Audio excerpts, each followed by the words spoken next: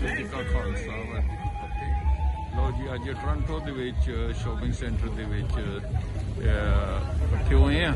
ਇੱਥੇ ਰੈਲੀ ਹੋ ਰਹੀ ਆ ਟੋਰਾਂਟੋ ਦੇ ਵਿੱਚ ਬਹੁਤ ਵੱਡੀ, ਤੇ ਅਸੀਂ ਵੀ ਇੱਥੇ ਪਹੁੰਚੇ ਹਾਂ। ਤੇ ਇਹ ਸਾਡੀ ਕਾਰ ਆ ਜਿਹੜੀ ਕਿ ਇੰਡੀਆ ਜਾ ਕੇ ਆਈ ਆ ਤੇ ਪਾਕਿਸਤਾਨ ਕਰਤਾਰਪੁਰ ਸਾਹਿਬ ਜਾ ਕੇ ਆਏ ਆ, ਜੋ ਇਹ ਨੂੰ ਲੈ ਕੇ ਆਏ ਆ ਇੱਥੇ। ਤੇ ਆਓ ਤੁਹਾਨੂੰ ਦਿਖਾ ਰਹੇ ਆ ਟੋਰਾਂਟੋ ਦਾ।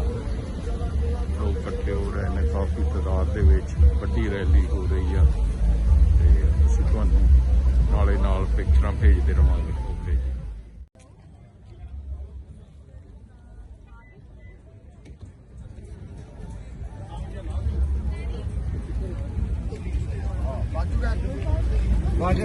ਸਾਹਿਬ ਫਤਿਹ ਸਾਹਿਬ ਕੀ ਹਾਲ ਨੇ ਤੁਹਾਡੇ? ਚੜ੍ਹਦੀ ਕਲਾ ਚੜ੍ਹਦੀ ਕਲਾ।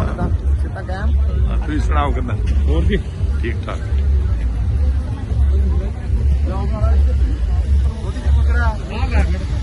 ਵੱਡਾ ਆ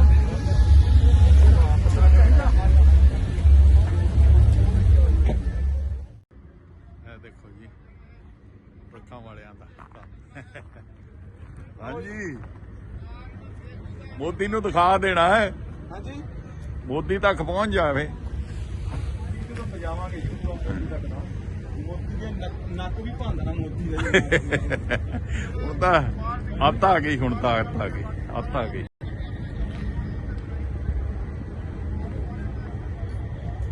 ਬੜਾ ਜੋਸ਼ ਹੈ ਮੁੰਡਿਆਂ ਦੇ ਵਿੱਚ।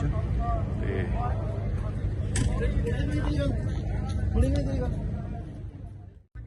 ਲਓ ਜੀ, ਹੁਣ ਆਪਾਂ ਕਾਫੀ ਸੰਗਤ ਇਕੱਠੀ ਹੋਈ ਜਾਂਦੀ ਹੈ ਇੱਥੇ, ਇਹ ਤੁਹਾਨੂੰ ਦਿਖਾਉਂਦੇ ਆ।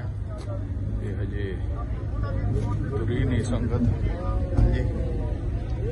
ਇਹ ਦੇਖੋ ਟਰੱਕਾਂ ਵਾਲੇ ਭਾਈ ਵੀ ਆ ਗਏ ਤੇ ਬੜੀਆਂ